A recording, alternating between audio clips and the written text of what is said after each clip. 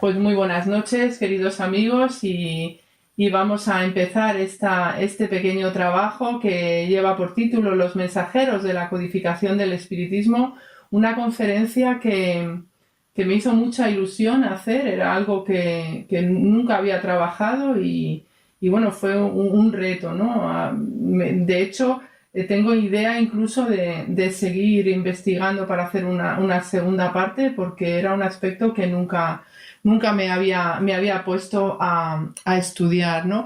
Bueno, pues hoy vamos a abordar un tema que para mí es de importante calado en el origen y en el desarrollo del legado espírita. Y para ello voy a intentar trazar una línea de unión entre Allan Kardec, los mensajeros y el mensaje de amor que fue otorgado a la humanidad. La codificación kardeciana es una obra para nosotros y para el mundo de incalculable valor, transmitida a Allan Kardec bajo la orientación de los espíritus superiores en cumplimiento de la promesa hecha por Jesús de enviar un consolador. Estos espíritus cuyas cualidades afinaban en perfecta armonía con la disciplina y seriedad del Maestro de Lyon otorgan al mensaje espírita la autoridad y las propiedades de una verdadera revelación. Es en la figura de Hippolyte Léon Denisard Rivail que reconocemos el ejemplo de un hombre instruido, recto, un hombre inteligente, un hombre de ciencia con una indudable capacidad de análisis y reflexión, ¿no?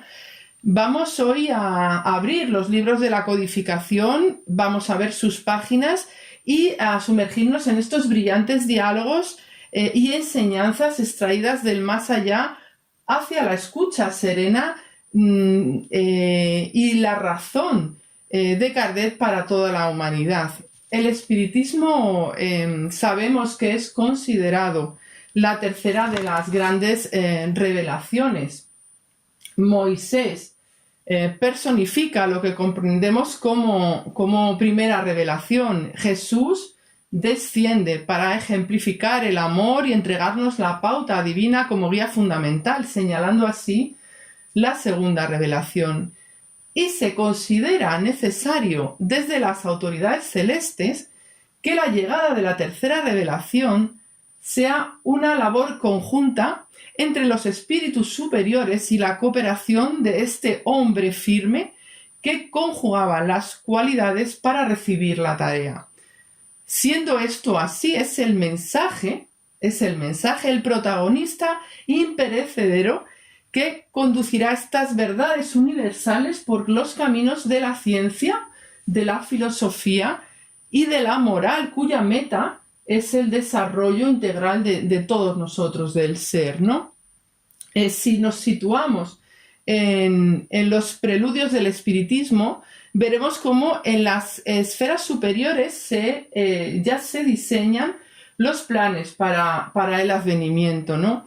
Y claro, yo pienso, un gran mensaje requiere de la dirección de mensajeros a su altura, con la conciencia de la responsabilidad. Y todo el entorno que rodee la entrega de este mensaje, vendrá determinado por una exhaustiva preparación. Esto es lógico. Así veremos como en el plano terrestre durante este siglo, el siglo XIX, se desarrolla un valioso torrente de iluminación en nuestro mundo, ¿no? Encaminando a todos los países hacia reformas, situaciones, ¿no?, que luego van a ser muy útiles y necesarias para todos nosotros. El espiritismo vendrá a esclarecer a nosotros los hombres, preparando en nuestro corazón para un perfecto aprovechamiento de las riquezas del cielo y de esta comunicación que se va a producir entre el mundo visible e invisible. Una comunicación que, por otra parte, se ha producido a lo largo de los tiempos y se seguirá produciendo, ¿no? Miremos a través de esa lupa del tiempo y conozcamos algunos de estos mensajeros de lo alto artífices de este tesoro de la codificación. Bueno, pues dejándose guiar por este talante de investigador, no escatima Kardec en observaciones tras los hechos que se producen en la sociedad respecto a los fenómenos de las mesas parlantes. Y claro, el profesor Rivail consigue asistir invitado por amigos de notable seriedad a numerosas sesiones que se producían, ¿no?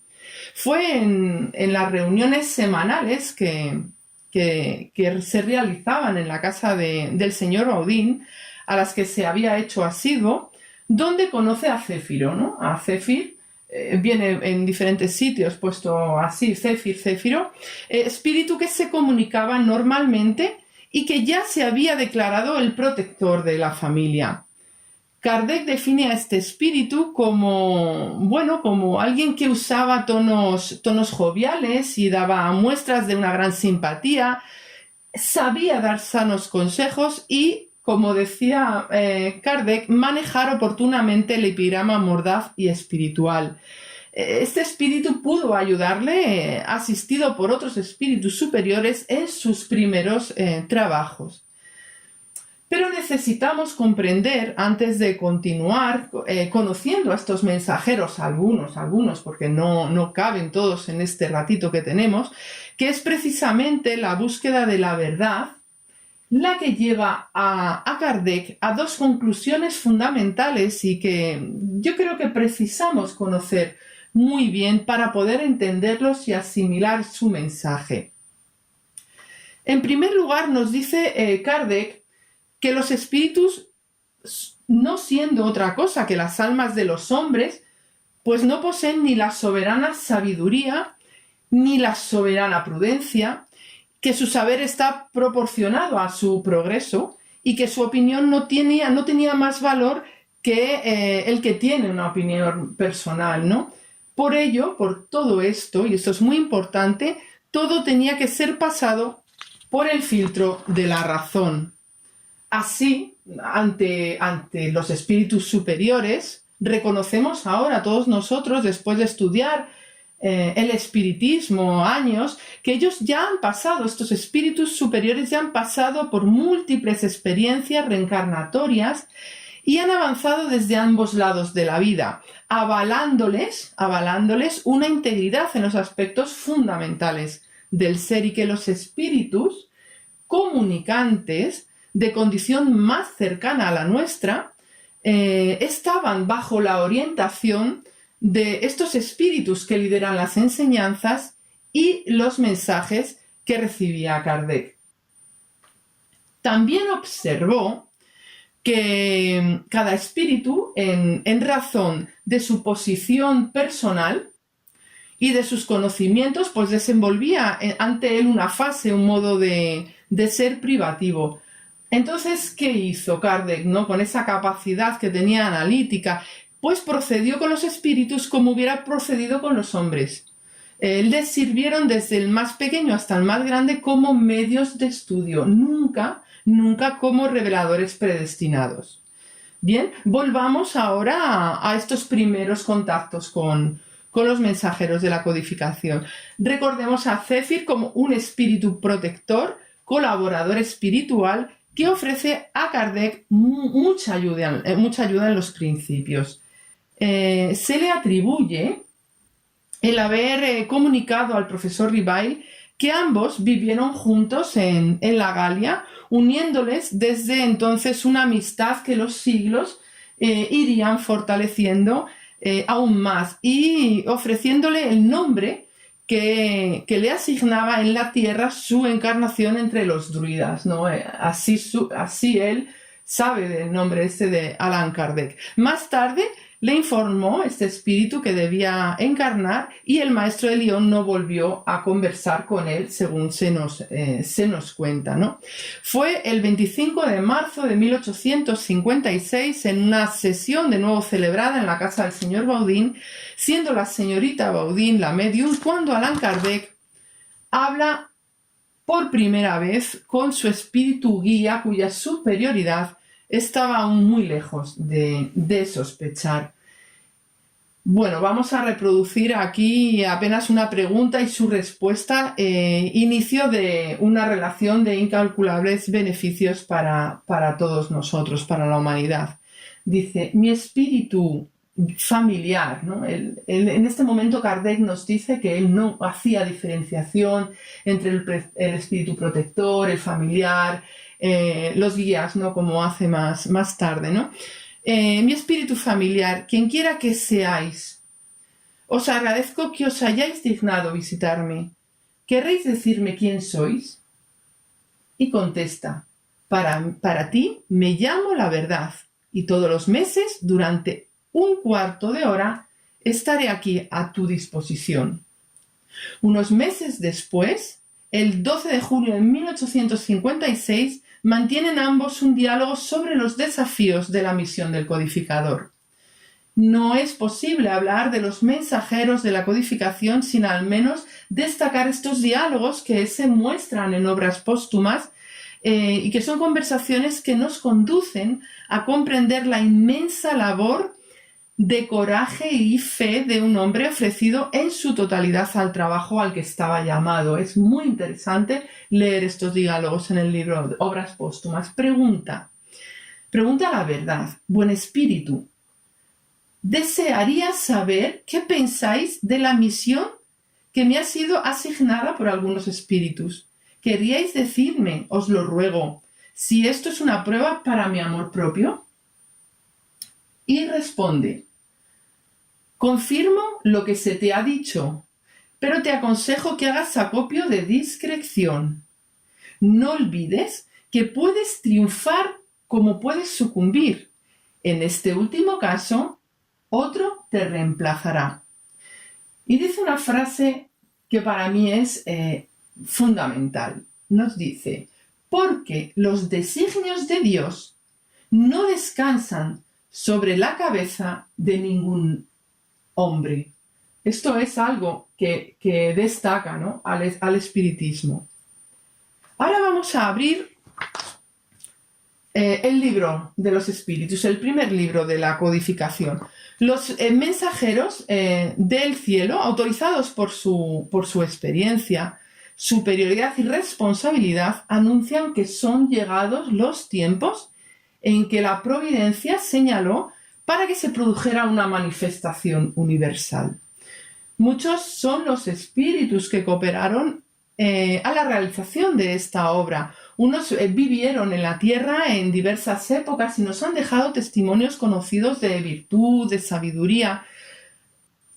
Otros, sin embargo, no podemos conocer sus nombres porque no nos dejaron un recuerdo concreto en la historia, pero sí su elevación es atestiguada por lo que transmiten y por su unión con aquellos que llevan nombres venerables, ¿no? Por diversos mediums llegaron a Kardec los términos para la organización de este primer libro de la codificación, del libro de los espíritus, dando forma a este código que inauguraría una nueva fase de la evolución humana. Partieron de mensajeros que vamos a enumerar, ¿no? Con los nombres que fueron conocidos en la tierra, y tenemos aquí algunas fotos, ¿no? San Juan Evangelista, San Agustín, San Vicente de Paul, San Luis, el espíritu de verdad, Sócrates, Platón, Fenelón, Franklin, Swedenborg. En este orden firman estas bases que encontraremos en el capítulo, y lo podréis ver en Prolegómenos, ¿no? del libro. Solamente voy a enumerar algunas de estas bases, ¿no? que le dictan a Kardec, ¿no? que le hablan a Kardec. Le dicen, ocúpate con celo y perseverancia de la tarea que has emprendido con nuestro concurso, porque este trabajo es nuestro. Contigo estaremos cada vez que lo pidas. Le dicen, entre las enseñanzas que se te imparten hay algunas que deberás guardar, para ti solo hasta nueva orden.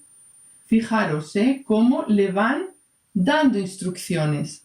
Sugirieron también la representación del sarmiento a la cabeza del libro de los espíritus como emblema del trabajo del Creador y explicaron su significado. le previnieron contra la crítica tanto de los hombres encarnados como de desencarnados, exhortándole a la confianza en Dios y en sí mismo, al cultivo de la humildad y el servicio, a la seguridad de la protección de lo alto que no le iba a faltar y a desarrollar la perseverancia necesaria para lograr cosechar el fruto de sus trabajos. Todas las indicaciones que de los espíritus que guían la codificación destilan inmensas dosis de amor, y cada mensaje es para el hombre un sendero de sabiduría y consuelo. Todos ellos unidos en estos 5 libros son una invitación del cielo que podemos elegir o no, porque somos libres, tenemos ese libre albedrío. Pero nadie puede dudar de la cuantía moral de las enseñanzas legadas. Esto es indudable. No pudiendo, desde luego, hablar aquí de tantos mensajes que se compilan, vamos a ir viendo, ¿no?, algunos de los espíritus que se comunican. Vamos a nombrar en un principio a 2 muy importantes, ¿no?, con fuerte protagonismo en la codificación. San Luis, nos referimos a Luis, el 9º rey de Francia, también conocido como Ludovico, que fue hijo de Luis VIII y Blanca de Castilla, y del que dijo Voltaire: no es posible que ningún hombre haya llevado más lejos la virtud. Sí pueden leer, despojados de prejuicios por las ideas religiosas de la época, el testamento espiritual que deja a su hijo, y podremos ver la calidad moral de este hombre en la tierra, que desde el cielo fue más tarde el guía de la Sociedad Parisiense de Estudios Espíritas. Y bueno, pues San Agustín de Hipona, que fue llamado doctor de gracia y dedicó su vida a escribir, como sabemos, sobre filosofía y teología. Descubrimos aspectos de su vida en su libro Confesiones, ya alguna vez he hablado de él, y veamos en él a un hombre al encuentro del equilibrio entre la razón y la fe. En espíritu nos lega la recomendación de la introspección diaria, así como las más provechosas enseñanzas.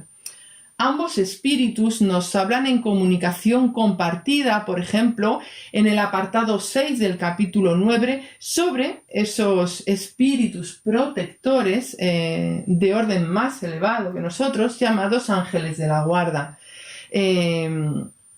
Desde luego, si alguien se siente desamparado, si alguien cree que está solo, yo recomendaría que la gente abriera el libro de los espíritus, porque tanto los que llevamos años estudiando este tesoro espírita como aquel que lo abre por primera vez no puede sustraerse de la emoción al encontrar respuestas que impactan, ¿no?, en nuestro interior. Por ejemplo, vemos en la pregunta 495, ¿no?, cómo nos hablan de la presencia incondicional de nuestro espíritu protector. Dice: pensar que tenéis junto a vosotros a seres que os son superiores y que están permanentemente ahí para aconsejaros y sosteneros, para ayudaros a ascender la áspera montaña del bien, que son amigos más seguros y abnegados que las amistades más íntimas, susceptibles de ser contraídas en esta tierra. Me parece profundamente consolador esto. Vamos a ver también algunas palabras de San Vicente de Pau, ¿no?, una de las figuras más representativas de la Francia del siglo XVII, conocido por la notable labor caritativa que llevó a cabo, su preocupación por las condiciones de vida materiales y espirituales de la población campesina de la época, y en definitiva por una grandísima vocación por los pobres. Leemos en el capítulo 11, Ley de Justicia, Amor y Caridad, unas palabras preciosas que vienen ahí: nunca echéis al olvido que el espíritu, sean cuales fueren su grado de adelanto y su situación de reencarnado o en la raticidad, está siempre colocado entre un superior que le guía y perfecciona y un inferior hacia el cual tiene las mismas obligaciones, llamándonos con esto a la caridad con el prójimo y adelantándonos a las miserias escondidas. En alguna parte del libro pregunta también Kardec sobre el medio para terminar con uno de los grandes males de la tierra, ¿no? El egoísmo.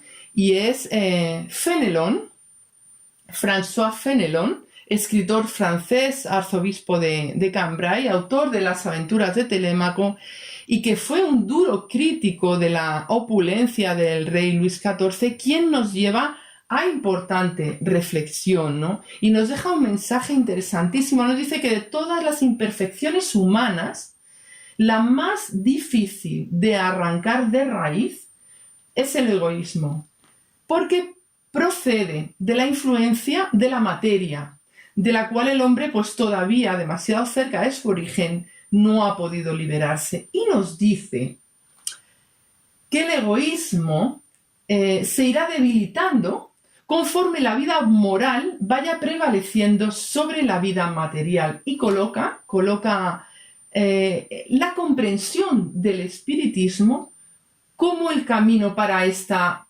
transformación. En numerosas intervenciones, los espíritus San Luis, San Agustín, Lamennais, Félicité Robert de Lamennais, filósofo y político francés que defendió la idea de la hermandad universal de todos los hombres, el filósofo griego Platón o el apóstol Pablo, dan respuesta a la inquietud de las penas eternas que el codificador incluyó en el capítulo 2, Penas y Goces Futuros, desmitificando con estos mensajes que transmiten toda una angustiosa idea arraigada en la cultura humana. Espíritus que con su experiencia nos traen estos mensajes para ayudarnos a la renovación de estos pensamientos. Ahora vamos a abrir el libro de los médiuns, este tratado experimental que recoge la enseñanza de los espíritus sobre la facultad, sobre la mediunidad, ¿no? Y desemboca, nos vamos al final, al capítulo 31, Disertaciones Espíritas, y vemos ahí dictados, algunos dictados espontáneos de espíritus notables, otros firman como familiares o amigos, que completan y confirman los principios enseñados a lo largo de todos los capítulos de la obra. Y como tenemos que seleccionar mucho por el tiempo, pues nombraremos a algunos de estos colaboradores. Vamos a ver a François-René Pizconde de Chateaubriand, político y notable escritor, considerado el fundador del romanticismo en la literatura francesa. Aquí lo vemos en la imagen. Y también a Jean-Jacques Rousseau, escritor, bueno, conocido por todos, ¿no? Escritor suizo, pedagogo, filósofo, músico, botánico, naturalista del siglo XVIII, que legó a la historia frases que definieron su ideal de una manera sublime. Por ejemplo, él decía: renunciar a la libertad es renunciar a las cualidades de los hombres, a los derechos de humanidad e incluso a los deberes. Esto lo leemos en su obra El contrato social. Vamos a poner más rostros, ¿no? Vemos a San Benito de Nursia, a ver si sale la imagen. San Benito de Nursia, Juana de Arco, el célebre matemático Blaise Pascal, Delphine de Girardin, gran literata francesa del siglo XIX que falleció el 29 de julio de 1855 y que ofrece una interesante comunicación en este libro sobre el desinterés como cualidad esencial que deben de tener los médiums. Nombraremos también a Erasto, discípulo de San Pablo, con una gran presencia en el tercer libro ya de la codificación. A él debemos la frase: más vale rechazar 10 verdades que admitir una sola mentira, una sola teoría falsa. Esta comunicación se incluye en este libro de los medios en el capítulo 20 y es una comunicación amplia muy interesante de leer, ¿no? También queremos destacar un apartado en el que se reproducen comunicaciones firmadas con notables nombres y que son incapaces de resistir un análisis serio. Aquí vemos comunicaciones firmadas, por ejemplo, por Vicente de Paul, Napoleón o Jesús, firmado con esos nombres. Allan Kardec lo incluye con el título Comunicaciones apócrifas como ejemplos para que veamos la necesidad siempre de hacer un exhaustivo análisis, ¿vale? Aunque firmen, debemos de notables nombres, debemos de analizar siempre las comunicaciones, ¿vale? También es importante que sepamos que todos los espíritus nos enseñan algo. Así, por ejemplo, he cogido, independientemente de que sean espíritus de una condición inferior, ¿no? He cogido un diálogo que se propone, que viene en este libro, entre Janet, espíritu calificado de condición inferior por San Luis, y Kardec, con el que establece una conversación relativa a la producción del fenómeno enclavado dentro de las manifestaciones físicas espontáneas. Concretamente habla de unos hechos que han ocurrido en junio de 1860 en la calle Noyers de París y cuyos detalles se encuentran registrados en el número de agosto de la revista Espírita de este año, ¿no? Fíjense, vamos a ver ambos diálogos, ¿no? El primero está producido entre el espíritu de San Luis y su interlocutor, Kardec. La conversación deja entrever el conocimiento y capacidad de esclarecimiento que da la experiencia y es característica de espíritus considerablemente avanzados, ¿no? Sin embargo, en las expresiones de Janet vemos como, tal como avisa San Luis, las ligeras respuestas de un espíritu de condición menor que, guiado por otro más elevado, aportan un interesante testimonio para la comprensión de cómo puede desarrollarse este tipo de fenomenología, ¿no? No podemos aquí hablar del diálogo entero, pero dice, en la calle Noyers, pregunta, había una persona que te servía de auxiliar para facilitarte las bromas pesadas que hacías a los habitantes de la casa. Y contesta el espíritu, ciertamente encontré un buen instrumento y ningún espíritu docto, sabio y mojigato para impedírmelo. Claro, es el lenguaje, ¿no? Porque soy alegre y me gusta divertirme de cuando en cuando. ¿Qué persona te ha servido de instrumento? Una moza de servicio, contesta. ¿Te servía de auxiliar sin saberlo? Oh, sí, pobre muchacha, ella era la que más me asustaba. ¿Dónde conseguías los objetos que lanzaste? Y contesta, son bastante comunes, los he encontrado en el patio, en los jardines vecinos. Y ausculta, Kardec, ¿los has encontrado todos o has fabricado algunos? Nada he creado, nada he compuesto.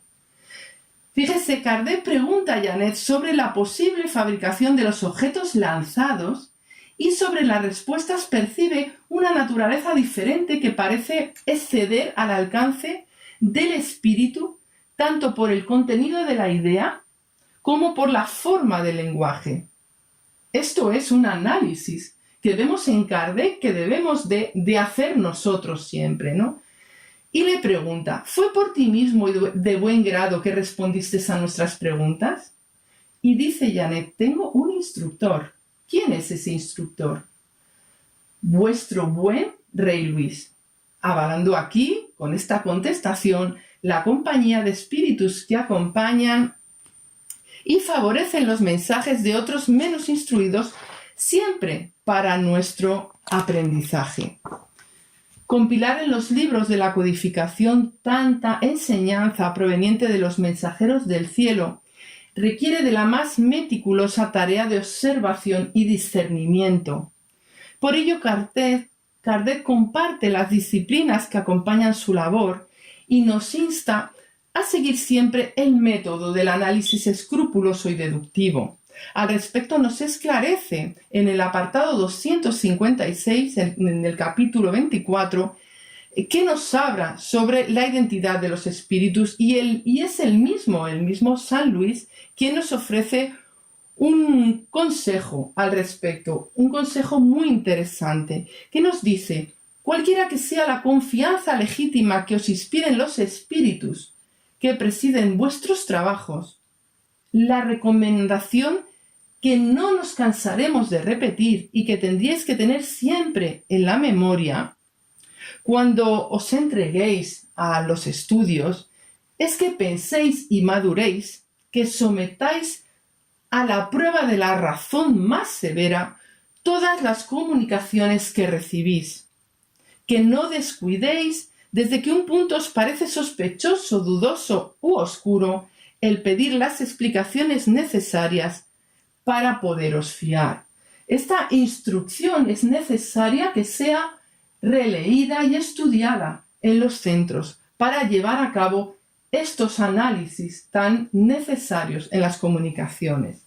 Y vamos a viajar ahora al 9 de agosto de 1863, fecha en la que Allan Kardec tiene una nueva conversación con su espíritu guía, quien le dice: me encanta repetir estas palabras porque tienen una gran significación. Se acerca la hora en que tendrás que presentar al espiritismo como es él realmente, mostrando a todos dónde se encuentra la verdadera doctrina que Cristo enseñó. Y es en el prefacio de este libro donde nos dice que los espíritus del Señor, que son las virtudes de los cielos, se esparcen por toda la superficie de la tierra como un ejército inmenso y apenas han recibido la orden. Parecidos a las estrellas que caen del cielo, vienen a iluminar el camino y abrir los ojos de los ciegos. Como ya dijimos al principio, a mitad del siglo XIX las potencias del cielo se movilizan para la llegada de la revelación de la vida inmortal. Juana de Ángelis integró el equipo del Espíritu de Verdad y ella, en el libro Después de la Tempestad, en su último mensaje, refiriéndose a este equipo de trabajo, nos narra cómo recibieron la invitación.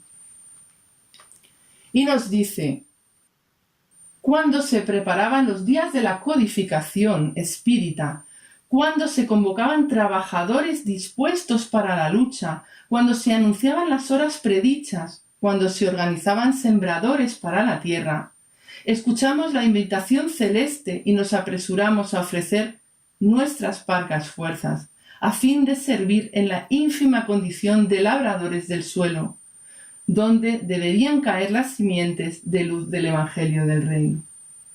Muchos son los mensajes que encontramos en el Evangelio según el Espiritismo, todo debidamente seleccionados por el codificador, que incluye apartados denominados, como todos hemos leído tantas veces, instrucciones de los espíritus, al finalizar la mayor parte de los capítulos del libro. Hay mensajes muy interesantes que debemos de estudiar profundamente. En el capítulo 1, por ejemplo, un espíritu israelita firma una comunicación en Mulhouse en 1861, terminando con una frase que resume las 3 revelaciones a las que nos referíamos al comienzo de esta ponencia. Nos dice: Moisés inauguró el camino. Jesús ha continuado la obra y el espiritismo va a concluirla. Continúa este mensaje unas palabras de Fenelon comunicándose en Poitiers del mismo año, donde nos revela la intención de las voces del cielo. Nos dice: la revolución se está gestando, es más bien moral que material. Los grandes espíritus mensajeros divinos comunican la fe para que todos vosotros, obreros esclarecidos y fervorosos, hagáis escuchar vuestra voz humilde.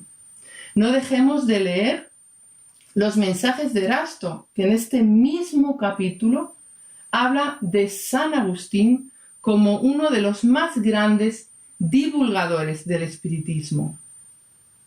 Y hablemos, por ejemplo, de Henri Lacordaire, que es otro de los espíritus que se comunican en el Evangelio. Contemporáneo de Lamennais, ambos colaboran con participaciones en la codificación. Lacordaire, sacerdote en 1827, entró en contacto con Lamennais y formó parte de la redacción del Futuro, de la revista El Futuro, donde propugnó la libertad y la renovación de la Iglesia. Cuando esta revista fue condenada por el Papa, ya que era voz de un joven movimiento que pretendía reconciliar la Iglesia con el mundo moderno, se sometió a la decisión pontificia y se apartó de Lamennais. Vemos la firma de Lacordaire en diversas comunicaciones. Por ejemplo, en el capítulo 5, en el ítem 18, nos habla de sufrir bien y sufrir mal.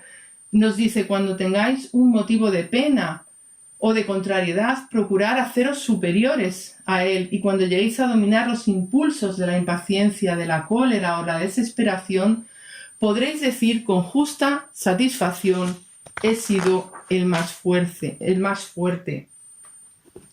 Extensa comunicación también nos muestra, ¿no?, titulada Orgullo y Humildad, invitándonos a despojarnos del primero, y nos dice: meditad, oh hermanos míos y amigos, que la voz de los espíritus conmueva vuestros corazones.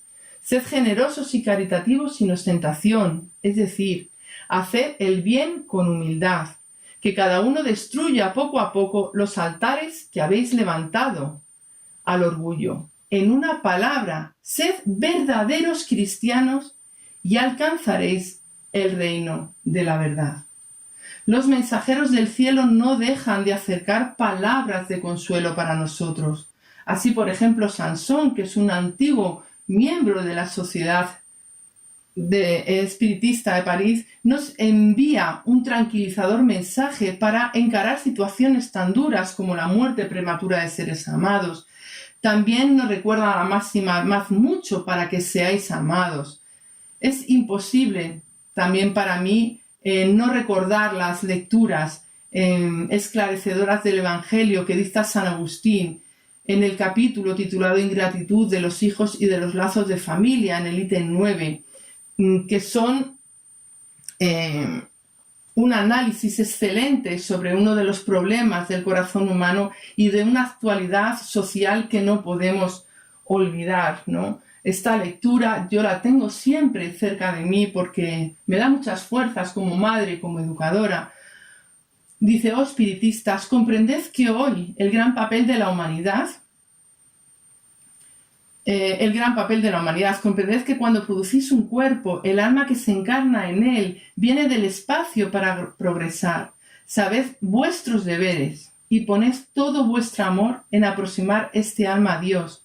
Esta es la misión que os está confiada y por la que recibiréis la recompensa si la cumplís fielmente. Vuestros cuidados, la educación que le daréis, ayudarán a su perfeccionamiento y a su bienestar futuro. Fijaros, ¿no?, cómo nos habla de la gran responsabilidad. También encontramos en el Evangelio dos mensajes firmados por un espíritu amigo: la paciencia, y otro que se denomina a cualquiera que tiene se le dará y tendrá más.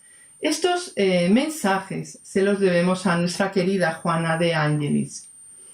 Emmanuel y Pascal también dejan sendas comunicaciones de obligada lectura.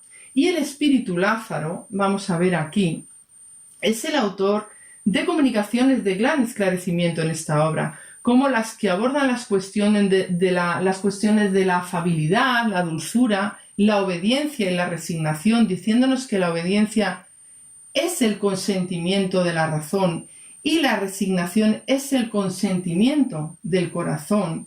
Nos habla de la ley del amor, del deber. Desde luego, ni una coma es desaprovechable en esta comunicación, de la que, voy a leer un poquito, ¿no? Dice: el deber es el resumen práctico de todas las experiencias morales. Es una bravura del alma que desafía las agonías de la lucha. Es austero y flexible y pronto a doblarse a las diversas complicaciones permaneciendo inflexible ante las tentaciones. El hombre que cumple su deber ama a Dios más que a las criaturas y a las criaturas más que a sí mismo. Es a la vez juez y esclavo de su propia causa. Vamos a hablar ahora de los dos libros de la codificación, el cielo y el infierno, la justicia divina y la Génesis. El 1 de agosto de 1865 se publica el cuarto libro de la codificación, considerándose como una ilustración del mundo espiritual, con un amplio y colorido muestrario de las más variadas situaciones narradas por los mismos espíritus desencarnados. Es un libro muy interesante de leer. Por ejemplo, en el capítulo correspondiente a la educación de espíritus felices encontramos el caso de Sansón, que ya hemos mencionado antes, ¿no? Sansón, cuando estaba encarnado, pidió a sus compañeros que le evocaran cuando falleciera. Solicitando previamente ayuda y consejo a San Luis, dejó un escrito con esta voluntad. Bueno, pues los compañeros de la Sociedad de París le evocan en la cámara mortuoria el día 23 de abril del 1862, al tercer día de su muerte. Y Sansón se manifiesta ofreciendo preciada comunicación, pues donde detalla la situación en la que se encuentra, libre de dolores, tránsito tranquilo, conservación de facultades y lucidez después de un pequeño periodo de 8 horas de turbación normal, consecuencias, todo ello, y merecimiento tras su vida humilde y trabajadora. También pues podemos ver el testimonio, ¿no?, del señor Jobard, que fue presidente honorario de la Sociedad de Estudios de París, era el director del Museo de Industria de Bruselas y que murió el 27 de octubre de 1861. Él se comunica espontáneamente el día 8 de noviembre y a partir de esta fecha él va a estar dando comunicaciones de una incontestable superioridad. Y es Jobard quien ratifica la compañía de los leales mensajeros de la obra kardeciana. Le preguntan: ¿veis a los espíritus que están aquí con nosotros? Y él contesta: veo sobre todo a Lázaro y a Erasto. Después, más alejado, al espíritu de verdad, cerniéndose en el espacio. Luego, una porción de espíritus amigos que os rodean, solícitos y benévolos. Otro espíritu que podemos destacar, ¿no?, en este libro, el señor de Mur, que era un ejemplar y bondadoso médico homeópata muy querido en la ciudad de Albi, donde trabajaba bajo la estimación de sus vecinos. Abrazó en su día el espiritismo y no conocía personalmente a Kardec, pero sí nos dicen que mantenían correspondencia, prodigándose a ambos pues mutua y viva simpatía.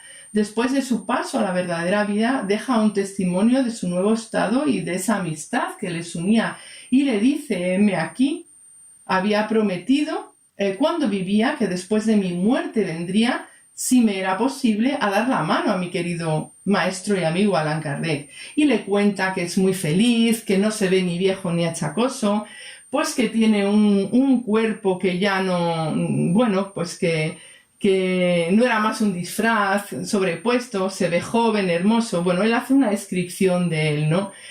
Anton de Moix asiste también al codificador en un accidente sufrido del que se da testimonio en unas comunicaciones personales ofrecidas el 1 y el 2 de febrero de 1865, y aconseja al maestro sobre su salud y promete estar a su lado, así como cuidarle de su enfermedad. Fue buen médico en la tierra y en el cielo. Podemos ver en este cuarto libro de la codificación, en el capítulo 2 de la segunda parte, cómo atiende las dolencias físicas de su mujer, medium vidente y sonámbula, dando muestras de su condición. Por ejemplo, el 3 de enero de 1857, un joven sacerdote llamado Jean-Louis Berger hiere de muerte a Monseñor Ciboure, arzobispo de París, cuando éste salía de la iglesia de Saint-Étienne-du-Mont. Berger es condenado a muerte y ejecutado el 30 de enero. Fue evocado el mismo día de su ejecución y su testimonio, el que nos narra, fue parte de los diálogos que se muestran en el capítulo 6, mantenidos con criminales arrepentidos. Porque en esta obra encontramos testimonios de aquellos que por su adquisición espiritual fueron considerados espíritus felices, espíritus de mediana condición, sufridores, aquellos que tristemente pues recurrieron al suicidio, los que cometieron crimen y se arrepintieron, espíritus endurecidos y mandados aún al error, y narraciones de expiaciones terrestres. Todos estos ejemplos seleccionados por su gran aportación al estudio y al aprendizaje de cada uno. Al final son mensajeros y mensajes que desde el más allá llegaron para mostrar a la humanidad la realidad de la vida en toda su dimensión. Vamos a ver, por ejemplo, un testimonio de Jean Renoir, ingeniero de minas y pensador francés, que desencarnó en 1863, y hace una narración sobre lo que es profesar y practicar. Él nos dice: entre profesar y practicar hay una gran diferencia. Muchas gentes profesan una doctrina que no la practican. Yo, nos dice, practicaba y no profesaba. He comprendido el estado errante, este lazo intermediario entre las encarnaciones, ese purgatorio, donde el espíritu culpable se despoja de sus vestidos manchados para volver a vestir una nueva ropa, donde el espíritu en progreso teje con cuidado el traje que va a llevar de nuevo y que quiere conservar puro. Y vuelve a repetir: he comprendido, os lo he dicho, y sin profesar he continuado practicando. Vamos a irnos a la Génesis. La realidad del mundo espiritual y sus relaciones con la materia dan la pauta de este magnífico estudio de 3 cuestiones que, hasta la llegada del espiritismo, no fueron abordadas con la dimensión que la ciencia espírita ofrece. Se analiza la Génesis, los milagros, las profecías, bajo la autoría de los mensajeros de lo alto y la fuerza de la lógica kardeciana. Vamos a poner algunos ejemplos de espíritus que se comunican. El señor Kinneman murió el 20 de abril de 1867 y se comunicó el 16 de mayo en París. La revista espírita de este año acerca importantes comunicaciones y es en la Génesis, ya en el capítulo 2, que nos deja unas preciosísimas palabras sobre la solidaridad de las creaciones con su creador. Kinneman fue un fervoroso adepto al espiritismo y gran magnetizador. Y nos dice algo tan maravilloso como esto, Un miembro se mueve, el espíritu lo percibe. Una criatura piensa, Dios lo sabe. Todos los miembros se mueven. Los diferentes órganos vibran. El espíritu percibe cada manifestación, las distingue y localiza. Las diferentes creaciones, las múltiples criaturas se agitan, piensan y actúan de manera diversa. Y Dios sabe todo lo que ocurre y asigna a cada cual lo que le es particular. Del mismo modo, se puede deducir la solidaridad entre la materia y la inteligencia, la solidaridad de todos los seres entre sí y la que une a los diferentes mundos y la de las creaciones con su creador. Otro capítulo muy interesante que encontramos en la Génesis, el capítulo 6, Uranografía General, que fue extraído de una serie de comunicaciones dictadas en la Sociedad de París entre 1862 y 63, bajo el título de Estudios Uranográficos y firmada por el eminente hombre del Renacimiento, el científico italiano Galileo Galilei. Padre de la metodología científica moderna, Galileo partía de la observación de los hechos sometiéndolos a condiciones controladas y mesurables con experimentos. Desde el otro lado de la vida deja en la Génesis mensajes de gran interés para el estudio dentro de la ciencia espírita. El mensaje recibido en la Sociedad de París en el 1868 nos habla de cómo divide él, según su opinión, la existencia de los mundos en 3 periodos. El periodo de la infancia, que contemplaría la condensación de la materia, en el cual el volumen del globo disminuye, aunque la masa siga siendo la misma. El periodo en el que el globo está en su plenitud contemplaría la contracción y solidificación de la corteza, eclosión de los gérmenes, desarrollo de la vida hasta la aparición del tipo más perfecto. Y Galileo nos dice que a medida que los habitantes del orbe progresan espiritualmente, pasan al periodo de decrecimiento material. Y lo dice con estas palabras, dice: así nacimiento, vida y muerte, o infancia, virilidad y decrepitud, son las 3 fases por las que debe pasar toda aglomeración de materia orgánica o inorgánica. Solo el espíritu, que no es materia, es indestructible. No se detiene esta última obra de la codificación ante la visión de un mundo antes desconocido y muestra sus investigaciones en el dominio de la génesis espiritual, completísimo estudio sin precedentes sobre los fluidos y también la explicación a los milagros del Evangelio, con un consejo de Juan Evangelista. Dice: pensad bien las enseñanzas que encierran los evangelios, aprended a distinguir el sentido cierto del figurado, y entonces los errores que os han legado durante siglos se irán desvaneciendo poco a poco para dar lugar a la luz esplendorosa de la verdad. Para terminar, el libro ofrece el análisis de las profecías. François Arago, destacado matemático, físico y astrónomo francés que ejerció también de político, y el Dr. Barry, son presentados por Kardec como 2 eminentes espíritus que explican en 2 comunicaciones las causas de las revoluciones periódicas del planeta desde el punto de vista científico. Estas fueron explicadas en la Revista Espírita de 1868 y en el capítulo Los tiempos han llegado se recogen extractos de ella.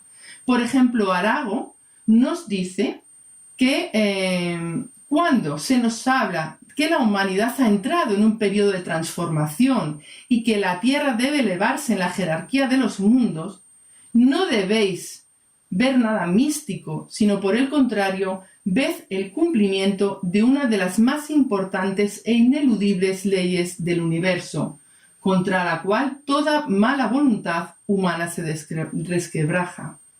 Para terminar, vamos a leer con atención el final de la comunicación del Dr. Barry y meditemos si los tiempos son llevados. El Dr. Barry nos dice: a la agitación de encarnados y desencarnados suelen unirse casi siempre ya que en la naturaleza todo se encadena, las perturbaciones de los elementos físicos. Entonces, durante un tiempo, se produce una auténtica confusión general, pero que pasa como un huracán, después de la cual el cielo vuelve a abrirse y la humanidad, restablecida sobre nuevas bases e imbuida de nuevas ideas, inicia una nueva etapa de progreso. Y termina diciendo: será en el periodo que se inicia que se verá florecer el espiritismo y que éste producirá sus frutos. Pues, queridos amigos, los mensajeros espirituales siguen estando con nosotros, inspirando durante nuestras reflexiones, en las conversaciones que mantenemos, acompañando nuestros pensamientos y siguiendo nuestros actos. Entonces, debemos de escuchar estos diálogos entre el cielo y la tierra, estudiarlos muchísimo para ser artífices del amor que tanto necesita nuestro planeta para esa transformación anunciada y que sea cada día de nuestras vidas, cada lugar que habitemos, el espacio de paz desde el cual salgan los más bellos propósitos de acción en el bien. Todo lo que los mensajeros de la codificación nos han traído, todo el trabajo de Allan Kardec, es la grandísima enseñanza del cielo, bajo la égida de Jesús, para que seamos capaces de participar en la regeneración, en la transformación de nosotros mismos y del planeta que nos acoge. Hasta aquí. Muchísimas gracias a todos.